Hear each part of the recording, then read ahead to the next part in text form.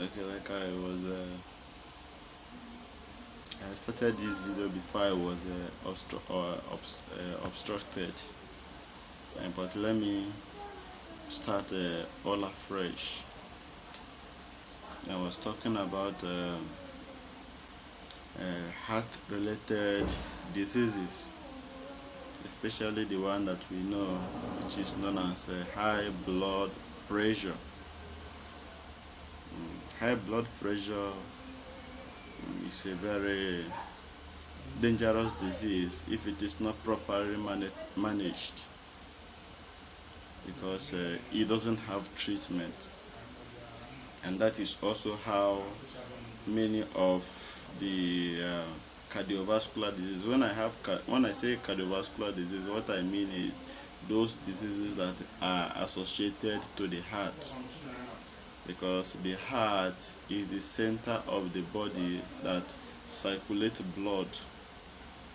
It carries oxygen and nutrient around the body. So when the heart starts having issue, definitely all part of the body is going to have issues. That is why you see people with stroke, you see people that develop heart attack all of a sudden, you see people with what is called cerebral ischemia, cardiac ischemia, and so on and so forth. And one thing about most of these cardiac diseases is that most of them, they are asymptomatic. It means that they don't have symptoms. They don't have symptoms. For example, if you are having malaria now, there are some symptoms that you will say that, okay, this is what is happening to me.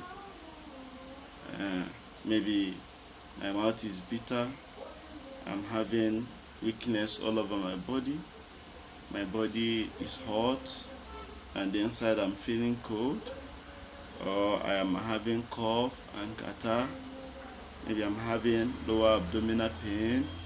These are some of the signs and symptoms of malaria and typhoid fever. And some of such signs and symptoms will make you to go to the laboratory to actually confirm whether you are having this malaria and typhoid fever. But it is not like that with cardiovascular diseases. I was come across a young man of at about 38 years, and he had high blood pressure. I was like, is it not too early for you to have this kind of high blood pressure? The man laughed and started telling me the story of how he developed it. He said that actually when he was in school, he went to the school clinic to treat something entirely different. And because when you go to the school clinic, your vital signs must be measured. So when they measured this BP using the BP machine, also known as a sphygmomanometer, he discovered that his BP was reading 200/160. The nurse couldn't believe it. They thought that the machine had faults. They had to bring another machine. They measured it. He gave them the same result. They called the doctors. They measured it. Different doctors measured it in their different consulting rooms, and they came out with almost the same results. And they diagnosed him of being hypertensive. But merely looking at this man, there is nothing like any sign of diseases apart from the minor disease that he came to treat, which is just an ordinary skin disease. He actually said that he went to the hospital that day to collect a cream for eczema. Some of the eczema you were trying to, start appearing on his face. But because of following protocols, I had to discover this. And that is why I said that most of the times, cardiovascular diseases, they are discovered accidentally. And that's why I also recommended that every individual should at least go for checkup at least 3 times in a year. Don't assume that you are well. Don't assume that everything is fine. It is not by assumption. It's not by assumption. It's not by assumption. Like as we can see nowadays, you will see that this issue of cardiovascular diseases, it has no respect for both the rich or the poor. It has no respect for both the young or the old. So it is something that we should start looking into. There was one time in my community that there was a kind of trend of death in my community. And being that it's a village, people were suspecting that the witches and wizards, they are at work. And my mom, being somebody that works in the admin in the hospital, she was like narrating the stories to me. I told my mom, see, the thing that is happening to those people might be that they are having a high blood pressure, but they don't know, because some of them, they hardly check their blood pressures, in as much as their body is still working. They will keep on stressing their body because most of them are farmers. So I decided to organize an outreach in the village to go and check people's blood pressure. But unfortunately, they said that a prophet is not always recognized or respected in his own town. It was countered against, but I actually knew what I wanted to do. What I only did was that I called my family members and I checked them to know, and seemingly I also discovered that most of them had this high blood pressure. And immediately I had to start placing them on medications.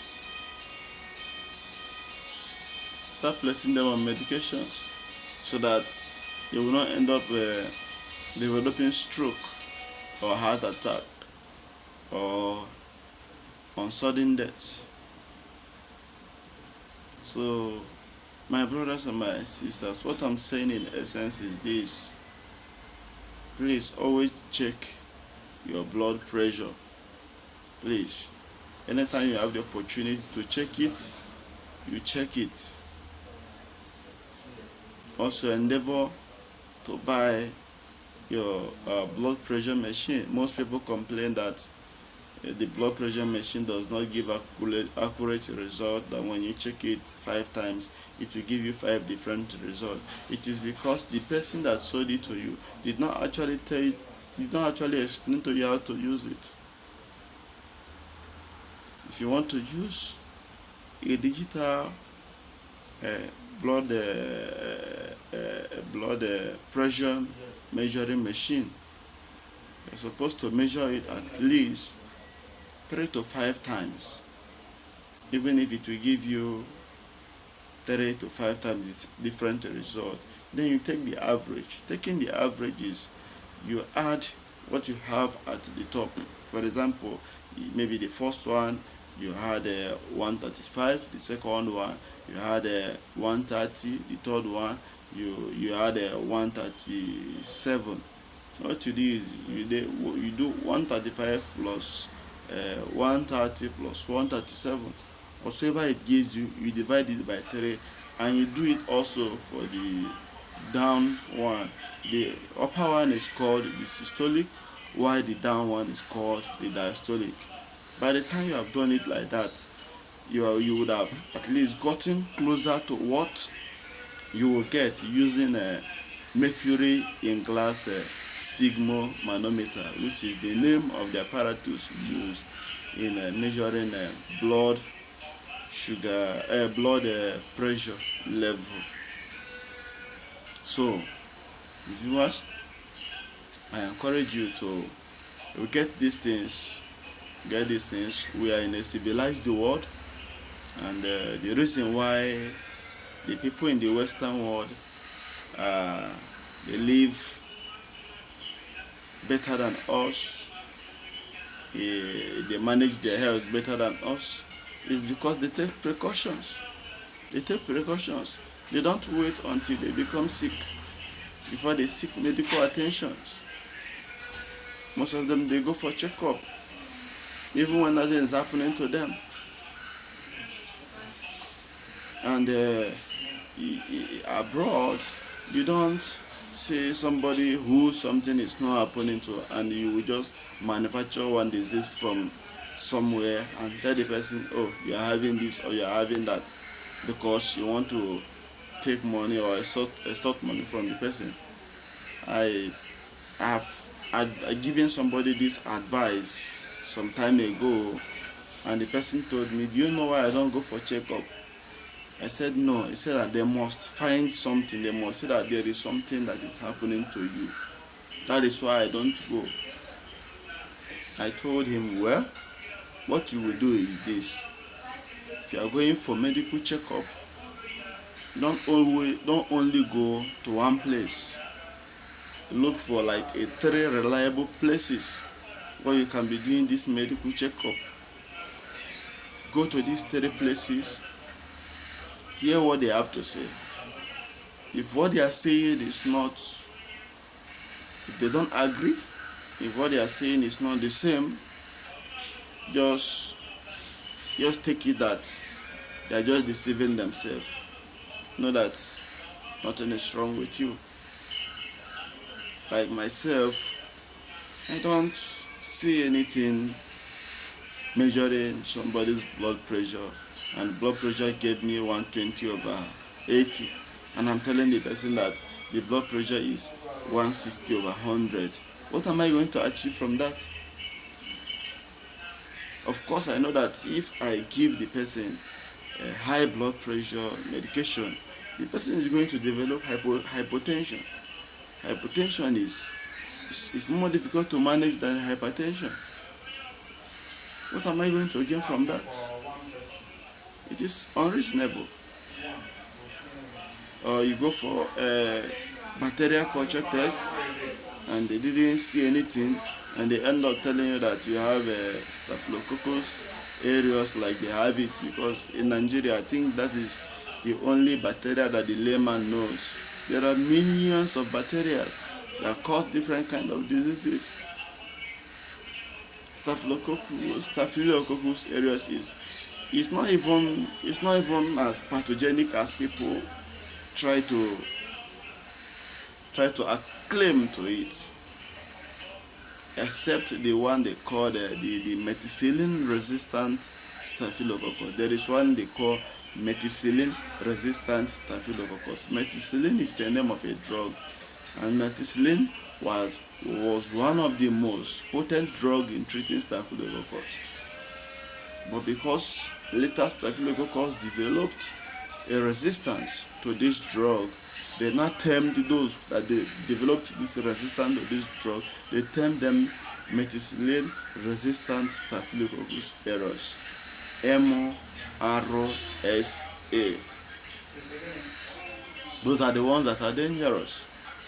If not, there are other bacteria that are dangerous. You talk about the Enterobacteriaceae, you talk about the Campylobacters, you talk about the Pseudomonas aeruginosa, you talk about the Clostridium difficile. Like mentioning these things, there is no need of mentioning them much, because it is only a microbiologist or a lab scientist that will understand what I'm saying. But because I'm narrating to you, I'm just trying to let you know that most of these things that they tell you, they are not actually what they are. So please, let us take care of ourselves. Let us take care of ourselves. For women, like I've said before, arthritis is a major disease. For men develop heart diseases like hypertension, ischemia, and so on and so forth more than women. And also there is another disease called hypercholesterolemia, which is high blood level of cholesterol. So all these things should be monitored from time to time because they usually come from what we eat. Just like somebody that have developed diabetes, you have to place yourself on diet in order to regulate what you eat. So, like the cholesterol I mentioned about, also you've got to put yourself on a good diet to regulate what you eat, so that you will not end up developing a high level of cholesterol, or we call low lipid density cholesterol, which can itself cause hypertension. Because somebody that have cholesterol, by the time the cholesterol, which is like oil, like fatty acid, by the time they have plugged the blood vessels, it will make the heart to exert more pressure on itself, thereby making the heart to overwork itself. That is where high blood pressure comes in. So please, let us endeavor to be checking these things. It is very important for us to be checking it, so that when you see that you have it, once you start managing it, I tell you, you're going to live your normal life. You're going to live your normal life, and you're going to last as long as God has destined you to last. There is nothing there. Just take the advice of your medical practitioners. Sometimes when they give you some drugs, they will give you some other supplements.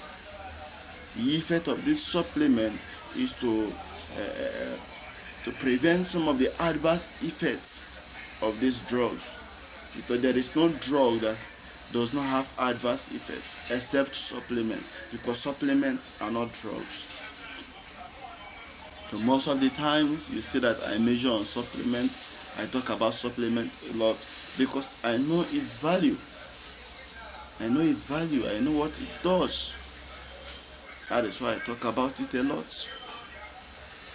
So please, my viewers, my brothers and my sisters, my mothers and my fathers, let us take precaution. Prevention, they say, is better than cure.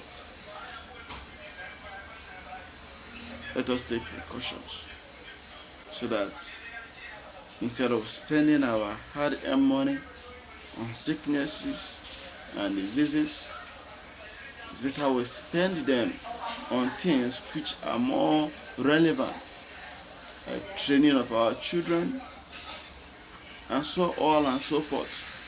There are better things to put our money into. There are better uses to put our money into than in sickness and in diseases. So, thank you for listening to this brief advice from me, pharmacist Kenneth. And until I come up with another educative section on other types of chronic diseases, I wish you to remain in good health, because the Bible has told us that it is the will of God that we should be in good health, that we should prosper, even as our soul prospereth. May God bless you, and may it be well with you. In Jesus' name, amen. Bye-bye.